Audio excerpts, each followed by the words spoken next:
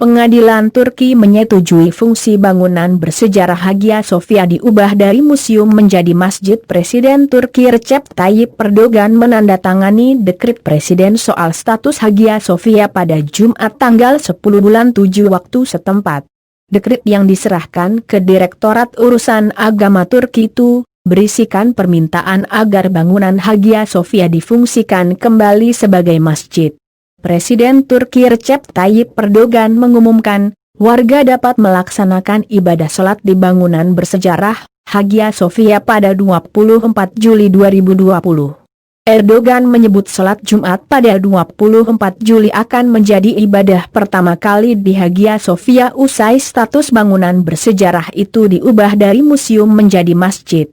Insya Allah, kami akan melakukan sholat Jumat bersama-sama pada 24 Juli dan membuka kembali Hagia Sophia untuk beribadah, kata Erdogan. Hagia Sophia pertama kali dibangun sebagai katedral di Kekaisaran Bizantium Kristen tetapi dikonversi menjadi masjid setelah penaklukan Ottoman atas Konstantinopel pada tahun 1453. Pada tahun 1935, pada hari-hari awal negara Turki sekuler modern di bawah Mustafa Kemal Atatürk, itu mengubah Hagia Sophia yang semula masjid menjadi museum. Ketika sekarang Hagia Sophia kembali dialihfungsikan menjadi masjid, mulai mendapat pertentangan dari sejumlah negara termasuk Amerika, Yunani, Prancis, Siprus, dan Uni Eropa yang mengkritik dan menyesalkan langkah Erdogan tersebut. Apakah alih fungsi Hagia Sophia simbol kejayaan kehilafahan terakhir yaitu Khilafah Utsmaniyah, mampu menjadi pemantik kebangkitan kekuatan politik Islam dunia untuk mewujudkan tegaknya peradaban Islam kembali? Polemik Hagia Sophia dalam perjalanan sejarah peradaban Islam di Turki. Hagia Sophia, yang dalam bahasa Turki disebut Hagia Sophia, merupakan saksi bisu sejarah berlangsungnya transisi rezim yang menguasai Konstantinopel atau yang saat ini Istanbul, mulai dari pagan, Katolik Ortodoks, hingga Kekaisaran Islam. Menurut Ensiklopedia Britannica, bangunan ini pertama kali didirikan oleh Kaisar Konstantinus I pada 325 Masehi, di atas pondasi atau tempat kuil pagan. Gereja ini menjadi tempat para penguasa dimahkotai dan menjadi katedral paling besar yang beroperasi sepanjang periode Kekaisaran Bizantium. Gereja ini sempat diperbaiki beberapa kali pada masa Kekaisaran Bizantium, yakni saat kerusuhan pada 404 Masehi yang disebabkan oleh perseteruan istri Kaisar Arkadios yang bernama Eudoxia dengan Uskup Agung Konstantinopel Ioannes Chrysostomos yang diasingkan Kaisar Theodosius II pada tahun 415 kemudian membangun ulang sebuah gereja basilika di tempat yang sama. Kerusakan kedua terjadi pada 532 Masehi, saat kerusuhan Nika menyerang Konstantinopel. Kerusuhan itu terjadi pada tahun kelima Justinian I menduduki jabatan kaisar. Kerusuhan inilah yang kemudian menyebabkan gereja itu mengalami kehancuran. Pasca kejadian itu, Justinian memerintahkan arsitek terkenal pada masa itu, Isidoros atau Milet dan Antemios atau Tralles, untuk mendirikan ulang gereja. Pada 1453, era Kekaisaran Bizantium berakhir karena ditaklukkan oleh Sultan Mehmed atau Mehmed II dari Kekaisaran Ottoman. Di bawah kepemimpinan Mehmed, Hagia Sophia dialihfungsikan dari gereja menjadi masjid. Seperti yang dicatat oleh Mark David Beck dalam buku berjudul Unearthed by the Glory of Islam, Conversion and Conquest in Ottoman Europe, beberapa gereja diubah menjadi masjid di bawah Sultan Mehmed II, termasuk Saint Paul dan Messe Dominico. Hal serupa juga dicatat oleh Eric Ringmar dalam History of International Relations, a Non-European Perspective. Di bawah penaklukan Sultan Mehmed II pada 1453, Hagia Sophia diubah fungsi menjadi masjid. Demikian pula dengan Konstantinopel yang berubah nama menjadi Istanbul. Pada masa kepemimpinan Mehmed, seperti ditulis Elizabeth Piltz dalam serial buku British Archaeological Reports tahun 2005, Hagia Sophia berada dalam kondisi yang sangat buruk. Namun, bangunan Hagia Sophia kemudian diperkuat strukturnya dan dilindungi dengan baik pada masa Ottoman. Pada abad ke-16 dan ke-17, sejumlah bagian ditambahkan, di antaranya 4 menara di luar bangunan yang digunakan untuk melakukan panggilan sholat, sebuah tempat lilin besar, mihrab, dan mimbar. Mengutip dari Islam, Our Worldwide Encyclopedia, Mehmed II juga membentuk yayasan amal atau wakaf kepada siapapun untuk mengembangkan Hagia Sophia. Menurut Boyar dan Fleet, sejak 1478, sebanyak 2.360 toko, 1.360 rumah, 4 karavanserai, 30 toko boza, dan 23 toko domba menyumbangkan penghasilan mereka untuk yayasan tersebut. Pada 1739, seperti ditulis Maler Wiener, diketahui bahwa Sultan Mahmud I menambahkan madrasah, imaret atau dapur umum, dan perpustakaan pada Hagia Sophia.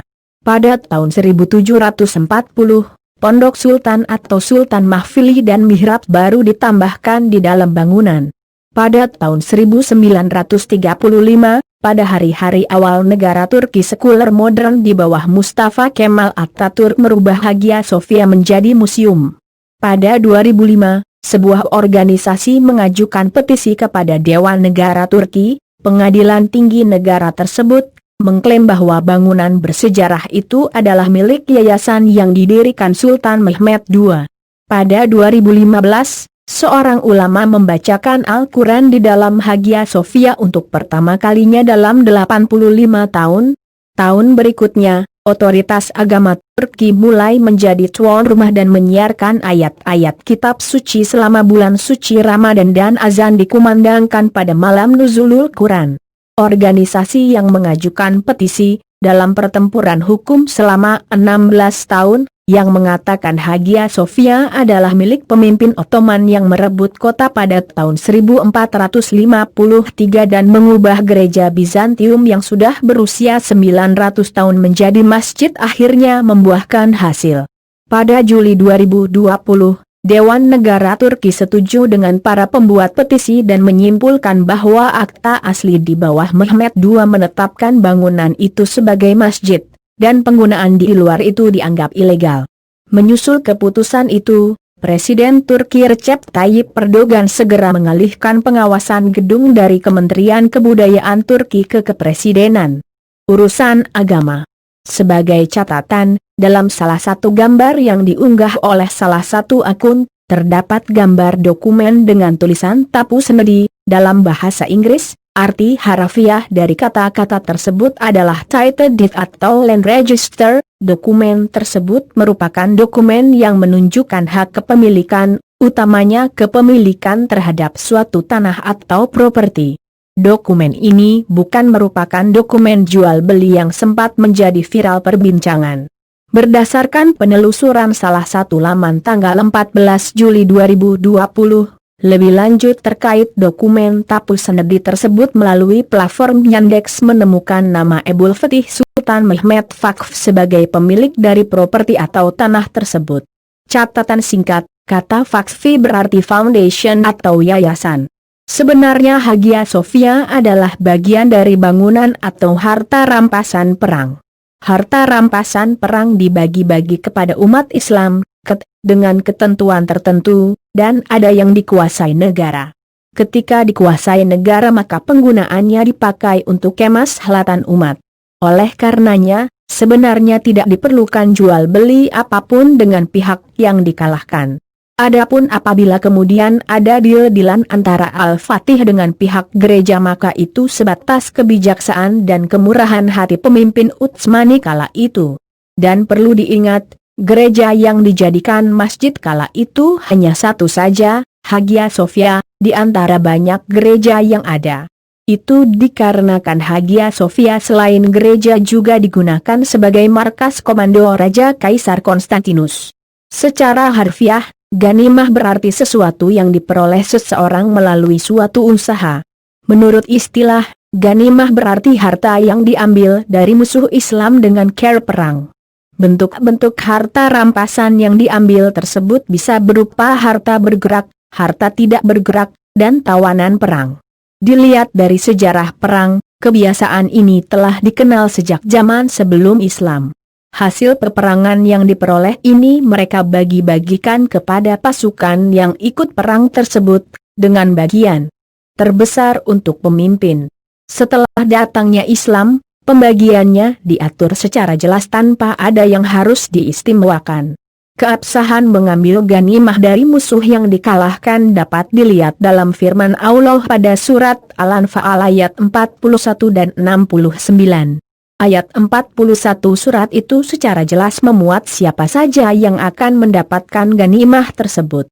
Ketahuilah, sesungguhnya apa saja yang dapat kamu peroleh sebagai rampasan perang, maka sesungguhnya 1/5 untuk Allah, Rasul, kerabat Rasul, anak-anak yatim, orang-orang miskin, dan ibnu sabil atau orang yang telantar di perjalanan. Dengan demikian, yang dibagi-bagikan kepada para pasukan yang ikut berperang adalah 4/5 harta.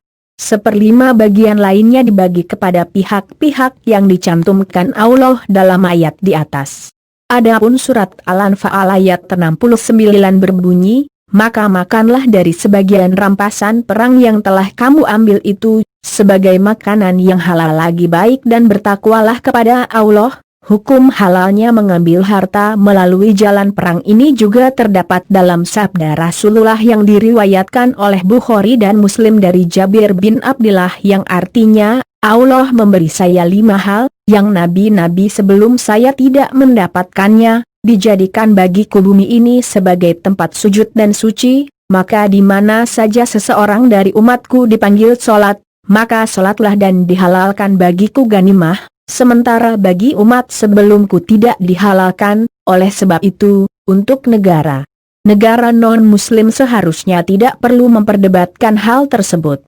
Karena memang hakikinya, Hagia Sophia sudah menjadi milik umat Islam ketika Sultan Muhammad Al-Fatih berhasil menaklukkan Konstantinopel. Hanya saja, karena ulah Mustafa Kamal Pasha Antek Yahudi telah mengubah sistem pemerintahan Islam semula khilafah Islam menjadi demokrasi tepat tanggal 3 Maret 1924. Dan beberapa tahun setelah itu, Mustafa Kemal Pasha mengubah Hagia Sophia menjadi museum. Tanggapan dunia atas alih fungsi Hagia Sophia dari museum menjadi masjid. Hiruk pikuk. Umat Islam di seluruh dunia menyambut kembalinya Hagia Sophia. Hagia Sophia resmi menjadi masjid dan tidak lagi berada di bawah naungan Menteri Kebudayaan Turki melainkan kini di bawah Kementerian Urusan Agama Turki. Mengutip pada salah satu laman pemberitaan, Direktur Ankara dari German Marshall Fund mengatakan, langkah itu akan memenangkan hati dan pikiran di dalam negeri. Sekutu nasionalis Erdogan, Devlet Bahçeli pun menyambut keputusan tersebut. Menurutnya, pembukaan kembali Hagia Sophia untuk ibadah muslim telah lama menjadi keinginan penduduk Turki. Sejumlah ulama Malaysia menyatakan dukungan penuh pada keputusan pengadilan tinggi Turki yang mengubah status Hagia Sophia kembali menjadi masjid. Pernyataan tersebut disampaikan Ahmad Tawang selaku Ketua Aliansi Masjid Dunia dalam Pertahanan Al-Aqsa dan Wira Abdul Ghani Samsudin sebagai Ketua Sekretariat Majelis Ulama Asia. Tak hanya itu, dukungan juga datang dari sayap militer Palestina yaitu Hamas. Pembukaan Hagia Sophia untuk beribadah merupakan sebuah momen yang membanggakan untuk semua muslim, tutur Kepala Kantor Penerangan Hamas, Rafat Mura lewat pernyataan tertulis dikutip dari salah satu sumber pemberitaan. Hingga Erdogan menyampaikan keinginannya membebaskan Masjid Al-Aqsa dari belenggu kaum Yahudi Israel. Tak hanya dukungan, Erdogan juga mendapatkan kecaman dari dunia internasional. UNESCO menyatakan bahwa mereka harus diberitahu tentang MK perubahan status Hagia Sophia dan perubahan mungkin harus ditinjau oleh Komite Warisan Dunia. UNESCO mengatakan kepada Reuters bahwa Hagia Sophia termasuk dalam daftar situs warisan dunia sebagai museum dan karena itu memiliki komitmen dan kewajiban hukum tertentu. Yunani menyebut Turki melakukan provokasi. Amerika Serikat dan Prancis juga menyatakan kekecewaannya. Begitu juga Rusia yang menganggap bangunan itu sebagai warisan dunia. Dewan Gereja Sedunia menulis surat kepada Presiden Turki Recep Tayyip Erdogan atas langkah itu. Mereka mendesak Erdogan untuk mencabut keputusannya. Dewan Gereja Sedunia menulis surat kepada Erdogan untuk mengungkapkan kesedihan dan kegelisahan atas langkah itu. Mereka mendesak Turki untuk membalikan keputusannya.